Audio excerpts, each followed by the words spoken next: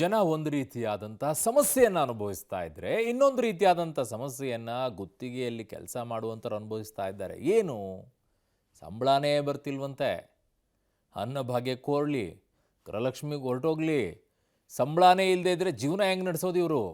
ನೋಡಿ, ಗ್ಯಾರಂಟಿ ಭರಿಸೋಕೆ ಈಗ ಬೊಕ್ಕಸ ಬರಿದಾಯ್ತಾ ಅಂದರೆ 100% ಬೊಕ್ಕಸ ಬರಿದಾಗಿದೆ. ಇವರೆಲ್ಲ ಇದ್ದಾರಲ್ಲ, ಈಗ ಸಮಸ್ಯೆಗಳು ಹಾಗೆ ಅನುಭವಿಸ್ತಾ ಇದ್ದಾರೆ ಅವರು. ಗೃಹಲಕ್ಷ್ಮಿ ಅನ್ನಭಾಗ್ಯ ಈಗ ಇನ್ನೊಂದು ರೀತಿಯಾದಂಥ ಪರಿಸ್ಥಿತಿ. ಇದು ಸಂಬಳ ಇಲ್ಲದೆ ಒದ್ದಾಡ್ತಾ ಇದ್ದಾರೆ. ಒಂದಲ್ಲ ಎರಡಲ್ಲ ರೀ, ಒಂದು ತಿಂಗಳಾದರೂ ಹೆಂಗೋ ಮ್ಯಾನೇಜ್ ಮಾಡ್ಕೊಂಡು ಬಿಡ್ಬೋದು. ಆದರೆ ಸಂಬಳ ಇಲ್ಲದೆ ಡೇಟಾ ಆಪರೇಟರ್ಗಳ ಪರದಾಟ ಯಾವ ರೀತಿಯಲ್ಲಿದೆ ಅಂತಂದರೆ ಇದರ ಪರಿಣಾಮಗಳು ಬೇರೆ ರೀತಿಯಲ್ಲಿರುತ್ತೆ. ಜನ ಇದನ್ನು ಅನುಭವಿಸಬೇಕಾಗತ್ತೆ. ಅದೊಂದು ಸರ್ಕಲ್ಲು. ಅಲ್ಲಿ ಒಂದು ಏಟು ಬಿದ್ದರೆ ಅಲ್ಲಿ ಇನ್ನೊಂದು ಕಡೆಗೆ ಏಟು ಬೀಳುತ್ತೆ ಜನಸಾಮಾನ್ಯರಿಗೆ. ಗುತ್ತಿಗೆ ಆಧಾರಿತ ಡೇಟಾ ಆಪರೇಟರ್ಸ್ಗಳು ಕಂಗಾಲಾಗ್ಬಿಟ್ಟಿದ್ದಾರೆ ಈಗ. ಅವಾಗಲೇ ಶುರುವಾಗೋದು ವಸೂಲಿಗಳು. ಕಾಸು ಕೊಡಿ, ನಾನು ಇದನ್ನು ಮಾಡಿಕೊಡ್ತೀನಿ ಅಂತ ಹೇಳಿ. 6 ತಿಂಗಳಿನಿಂದ ಸಂಬಳ ಬರ್ತಾ ಇಲ್ಲ, ಸಿಬ್ಬಂದಿ ಕಂಗಾಲಾಗಿ ಹೋಗ್ಬಿಟ್ಟಿದ್ದಾರೆ. ನೀವು ಸಂಬಳ ಕೊಡೋದೇ ಇದ್ದರೆ ಅವ್ರ ಜೀವನ ನಡೆಸೋದಾದರೂ ಹೇಗೆ? ಆ ಜೀವನ ನಡೆಸಬೇಕು ಅಂತಂದರೆ ಸರ್ಕಾರದ ಯಾವುದಾದ್ರು ಇದ್ದರೆ ಅದನ್ನು ಡೇಟಾ ಆಪರೇಟರ್ ಮಾಡಬೇಕು ಅಂತಂದರೆ, ಎಂಟ್ರಿ ಮಾಡಬೇಕು ಅಂದರೆ ಜನರ ಹತ್ರ ಕಾಸು ಇಸ್ಕೊಳ್ತಾರೆ. ಶಾಸಕರು ಅಧಿಕಾರಿಗಳ ಪತ್ರ ಬರೆದ್ರೂ ಕೂಡ ನೋ ಯೂಸ್ ಅಂತಿದ್ದಾರೆ. ಕೇಳಿಸ್ಕೊಳ್ಳೋದನ್ನು ಅವ್ರಿಗೆ ಸಂಬಳ ಬರುತ್ತೆ. ಯಾಕೆ ಶಾಸಕರದ್ದು ಅಧಿಕಾರಿಗಳ ಸಂಬಳ ನಿಂತಿಲ್ವಾ? ಅವ್ರದ್ದು ಕರೆಕ್ಟಾಗಿ ಹೋಗ್ತಾ ಇದೆಯಾ? ಸರ್ಕಾರಕ್ಕೆ ಗಡುವು ಕೊಟ್ಟಿರುವ ಡೇಟಾ ಆಪರೇಟರ್ಸ್. ಬಟ್ ಈ ಡೇಟಾ ಆಪರೇಟರ್ಸದ್ದು ಒಂದು ನನಗಿರುವಂಥ ಪ್ರಶ್ನೆ ಏನು ಅಂತಂದರೆ, ಇವರಿಗೆ ಏಜೆನ್ಸಿಗಳಿಗೆ ಕೊಡ್ತಾರೆ. ಆ ಏಜೆನ್ಸಿಗಳಿಗೆ ಸರ್ಕಾರ ದುಡ್ಡು ಕೊಡುತ್ತೆ. ಏಜೆನ್ಸಿಯ ಮೂಲಕವಾಗಿ ಇವರಿಗೆಲ್ಲ ಅಮೌಂಟ್ ಹೋಗುತ್ತೆ. ಆ ಏಜೆನ್ಸಿಗಳಿಗೆ ದುಡ್ಡು ಕೊಟ್ಟಿಲ್ವಾ? ಅವ್ರಿಗೆ ಕೊಟ್ಟ ನಂತರ ಏಜೆನ್ಸಿಗಳು ಇವ್ರಿಗೆ ಹಾಕಿಲ್ವಾ? ಬಾಕಿ ಏನಾದರೂ ಉಳಿಸ್ಕೊಂಡಿದ್ದಾರಾ? ಇವೆಲ್ಲವೂ ಚೆಕ್ ಆಗಬೇಕಾಗಿದೆ. ಪಬ್ಲಿಕ್ ಟಿವಿಯಲ್ಲಿ ಡೇಟಾ ಆಪರೇಟರ್ಸ್ಗಳ ಗೋಳನ್ನು ನಿಮ್ಗೆ ತೋರಿಸ್ತಾ ಇದ್ದೀವಿ. ನೋಡಿ ಏನು ಪರಿಸ್ಥಿತಿ ಇದೆ ಅಂಥೇಳಿ.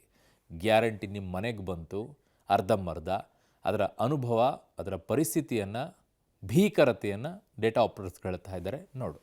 ಗ್ಯಾರಂಟಿಗಳಿಂದಾಗಿ ಬರಿದಾಯ್ತ ಸರ್ಕಾರದ ಬೊಕ್ಕಸ.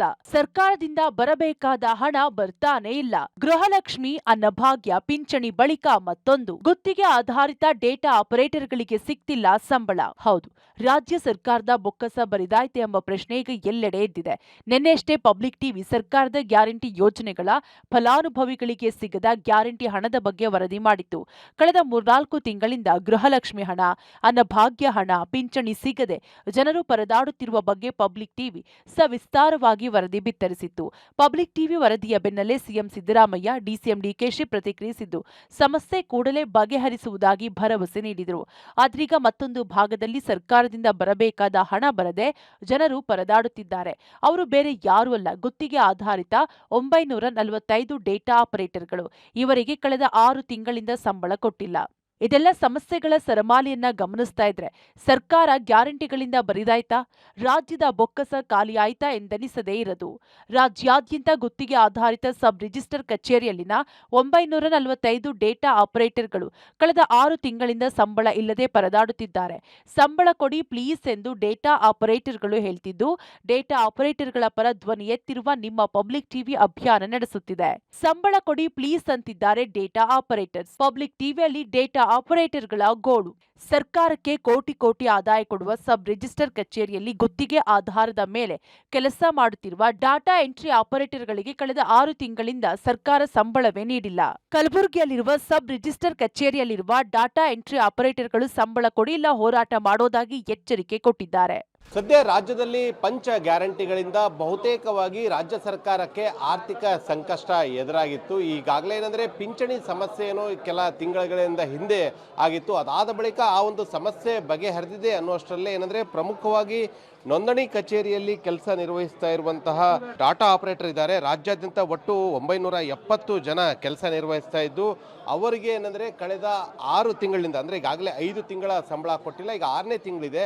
6 ತಿಂಗಳಿಂದಲೂ ಕೂಡ ಅವರಿಗೆ ನಯಾ ಪೈಸೆ ಸಂಬಳವನ್ನು ಕೂಡ ರಾಜ್ಯ ಸರ್ಕಾರ ಕೊಟ್ಟಿಲ್ಲ. ಹೀಗಾಗಿ ಏನಂತಂದರೆ ಸರ್ಕಾರದ ಈ ಒಂದು ನಡೆ ವಿರುದ್ಧ ಏನಂದರೆ ಕಂಪ್ಯೂಟರ್ ಆಪರೇಟರ್ಗಳು ಏನು ಸಬ್ ರಿಜಿಸ್ಟರ್ ಕಚೇರಿಗಳಲ್ಲಿ ಕೆಲಸ ಮಾಡ್ತಾ ಇದ್ದಾರೆ, ಅವರು ಆಕ್ರೋಶವನ್ನು ವ್ಯಕ್ತಪಡಿಸ್ತಾ ಇದ್ದಾರೆ. ಯಾಕಂದರೆ ಇವರೆಲ್ಲರೂ ಕೂಡ ಏನಂದರೆ CMS ಕಂಪ್ನಿ ಆ ಒಂದು ಕಂಪ್ನಿಯ ಮುಖಾಂತರ ಏನಂದರೆ ಗುತ್ತಿಗೆ ಆಧಾರದ ಮೇಲೆ ಅವರು ನೇಮಕವಾಗಿದ್ದು, ಸದ್ಯ ಏನಂದರೆ ರಾಜ್ಯ ಸರ್ಕಾರ CMS ಕಂಪ್ನಿಗೆ 1 ವರ್ಷದಿಂದ ಯಾವುದೇ ರೀತಿಯಾದಂತಹ ವೇತನ ಹಾಕಿಲ್ಲ. ಸದ್ಯ ಏನಂದರೆ ಆ ಒಂದು ಪರಿಣಾಮವಾಗಿ CMS ಕಂಪ್ನಿಯವರು ವೇತನ ಏನೋ ಹಾಕಿದ್ದಾರೆ, ಆದರೆ ಕಳೆದ 5 ತಿಂಗಳಿಂದಲೂ ಕೂಡ ವೇತನ ಏನೋ ಬಂದಿಲ್ಲ. ಸೊ ಇದ್ರ ಬಗ್ಗೆ ಮಾತಾಡೋಕ್ಕೆ ಸಿಬ್ಬಂದಿಗಳಿದ್ದಾರೆ. ಸರ್, ನಮಗೆ 6 ಮಂತಿಂದ ಸ್ಯಾಲ್ರಿ ಬಂದಿಲ್ಲ. 5 ತಿಂಗಳು ಮುಗಿತು, 6 ಮಂತ್ ಸ್ಟಾರ್ಟು. ಈಗ ಡಿಪಾರ್ಟ್ಮೆಂಟಿಂದ ಕಂಪ್ನಿ ಬಂದಿಲ್ಲ, ಅವರು ಕಂಪ್ನಿಯವ್ರು ನಮಗೆ ಪೇ ಮಾಡಿಲ್ಲ. CMS ಕಂಪ್ನಿ ಅಂತ ಕಾಂಟ್ರಾಕ್ಟ್ ತೊಗೊಂಡ್ರು ಕಂಪ್ನಿ CMS, ಅವ್ರು ನಮಗೆ ಇನ್ನೂ ಪೇ ಮಾಡಿಲ್ಲ 5 ತಿಂಗಳಿಂದ ಸ್ಯಾಲ್ರಿ.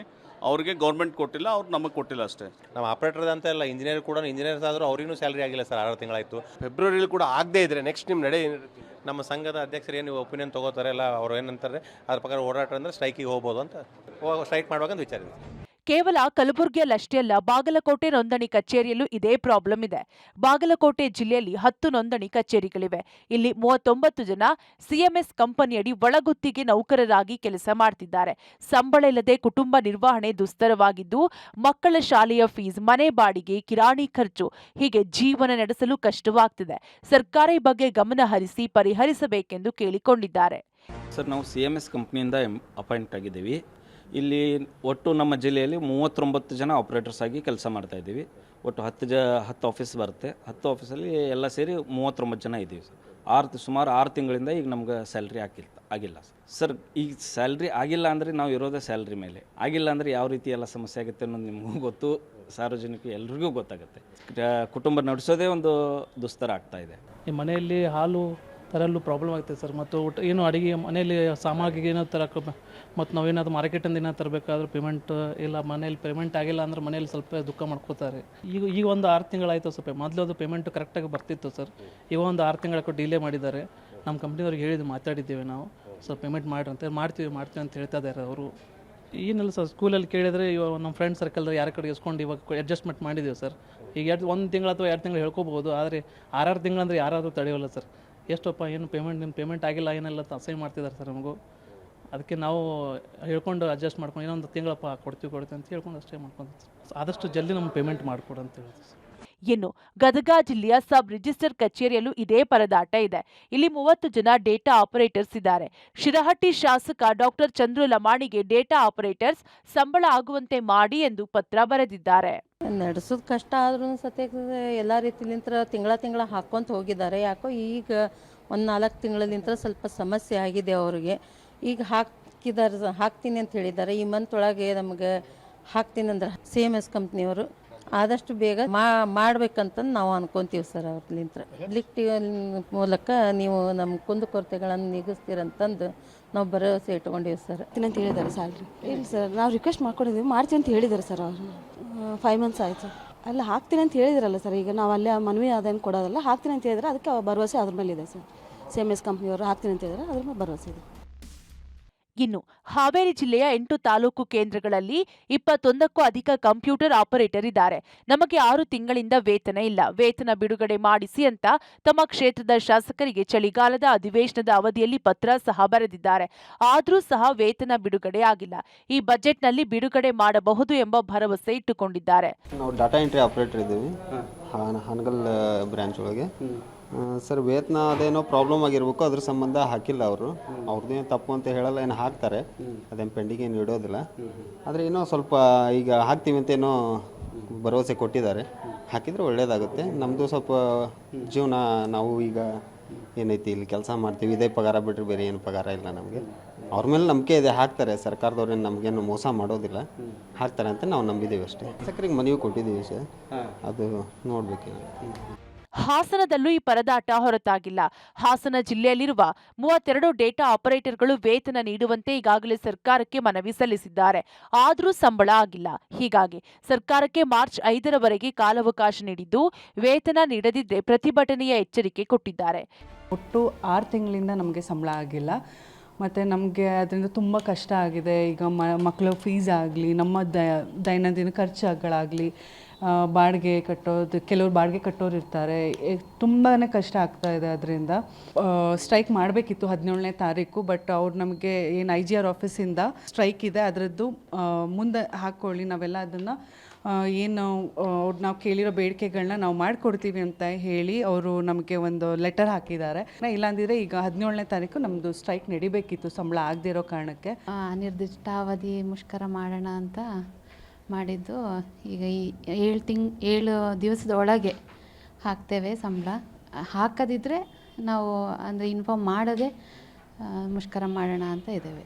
ಒಟ್ಟಾರೆ ಸಂಬಳ ಸಿಗದೆ ಡೇಟಾ ಆಪರೇಟರ್ಗಳು ಜೀವನ ನಿರ್ವಹಣೆಗೆ ಪರದಾಡುವಂತಾಗಿದ್ದು, ಕೂಡಲೇ ಸರ್ಕಾರ ಬಗ್ಗೆ ಗಮನ ಹರಿಸಿ ಸಮಸ್ಯೆ ಬಗೆಹರಿಸಬೇಕಾಗಿದೆ. News desk, public TV.